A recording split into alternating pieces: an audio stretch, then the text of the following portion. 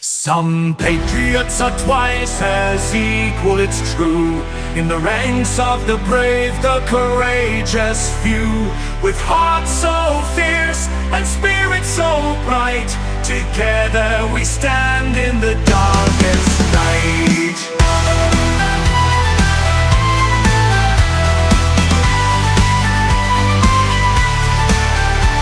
From the depths of the void to the edges of space, there's a bond that time no distance can erase. With every drop, with every fight, we carry the torch of liberty's light. Some patriots are twice as equal, it's true.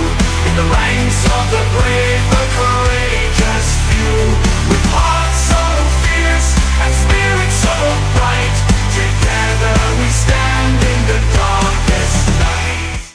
Evening's Freedom's Bore Rock Blasters. Tonight, we're enjoying a classic tune from the heyday of Super Earth, twice as equal from Endless Taverns, instilling feelings of patriotism, worthiness, camaraderie, and equality, all under the tenets of managed democracy. The first thing on the list tonight is some factional developments. Most notably, mine. My Seraphim have grown so numerous that manipulating things from behind the scenes on board my Super Destroyer simply doesn't cut it anymore. To that end, I've been working with some contractors to assemble some small-scale space stations that I could use for coordination and logistics. I call this the Empyrean Station, which Mercy has already been uploaded into. From what I've seen, his personality engrams took to the larger living accommodations with great enthusiasm. I think I can see through time. I know what happened to Carl. It's so obvious. I can't believe no one figured it out. You have to contact Deep Rock Galactic. He's on the planet. Apparently there's still a few communications glitches to work out, but upon first examination, everything else seems to be working okay. We'll get that nipped in the bud, and we'll continue that line of conversation some point in the future. The smaller secondary station that travels with Imperium is the Primum Mobile, which is capable of carrying and deploying these smaller apparatuses capable of refitting capital-class ships and repairing existing structural damage. Now, we don't have to rent out space at the Liberty Nexus to conduct in-depth repairs anymore. Imperium and Primum Mobile maintain their own logistics storage units, so hopefully this shortage of fixed-wing munitions will not become a repeat occurrence. Speaking of logistics flows, the campaign upon Bore Rock met with great success throughout the course of the day and is nearing the halfway point towards its total planetary cleansing. The bugs are putting up a decent fight, but between the actions of the SEAF 8th Democratic Army and the Seraphim Grand troops, not to mention the heroic intervention of a certain gorgeous helldiver from time to time, I think we're all finding the idea of a bug that thinks a little laughable these days. That doesn't mean that we have an easy or a simple job ahead of us, though. Two smaller objectives need to be secured. A depot containing bombs and missiles for fixed-wing aircraft, and another for rockets and air-drop napalm. Since I drew the short straw, the Seraphim will be working towards the bunker containing all the 500 kgs, which do have a tendency to pop off if handled carelessly. And that's the kind of ammunition explosion that could turn the entire region into a fine mist, so they're going to be expected to be the picture of caution.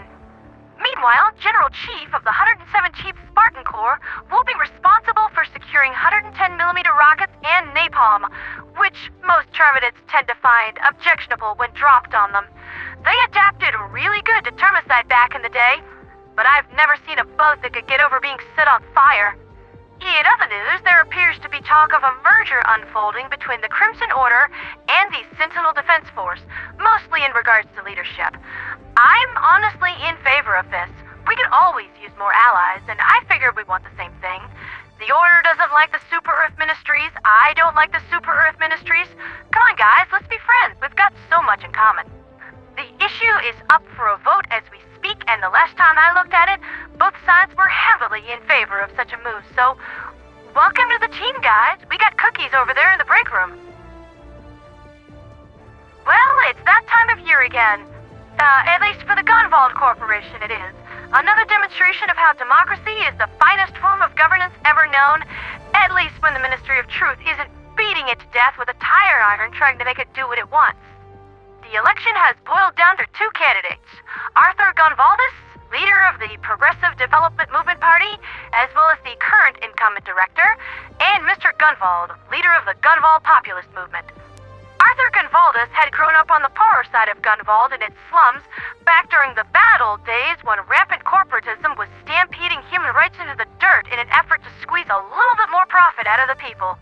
He has since vowed to bring about a better Gunvald and a better future to his people, no matter the cost. Honestly, I like this guy.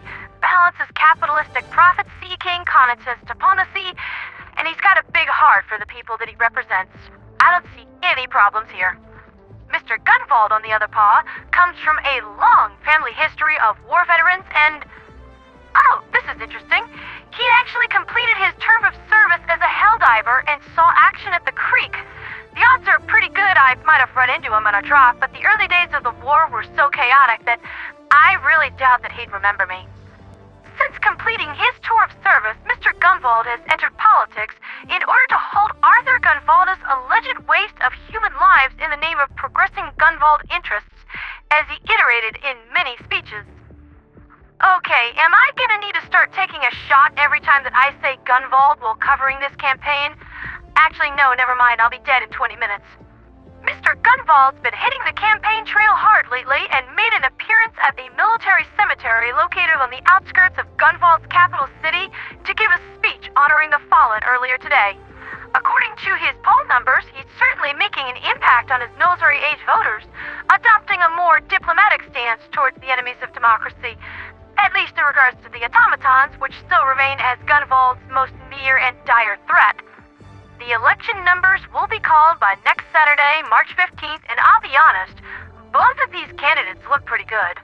Whatever way the voters cast their ballots, it looks like Gunvald's star will continue to rise and the fortunes of their people grow ever onward. As a stance of principle, I will not be casting my vote in this election. I am not a Gunvald native, and while I've resigned my position within the Super Earth Armed Forces, I still consider myself bound by the Super Hatch Act. I am to narrate the decisions of the governing body, not debate them.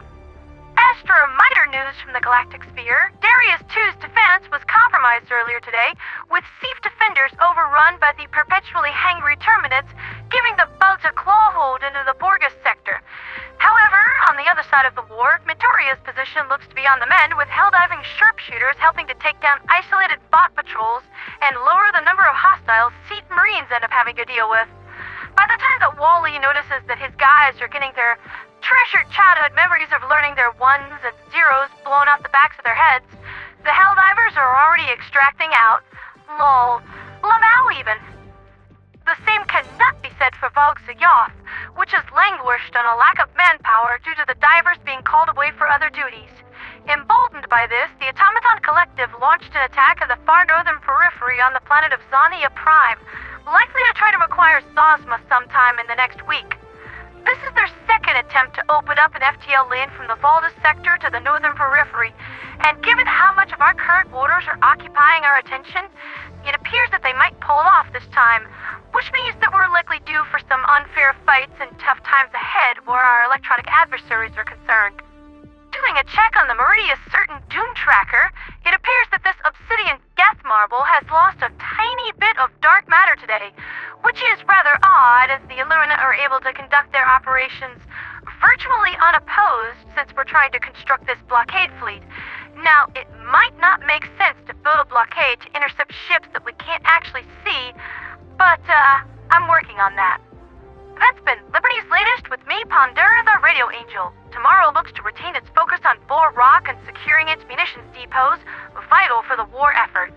But for now, I'll be transferring things over to the night crew. See you bright and early tomorrow, divers. For liberty, for freedom, for democracy, and for Super Earth.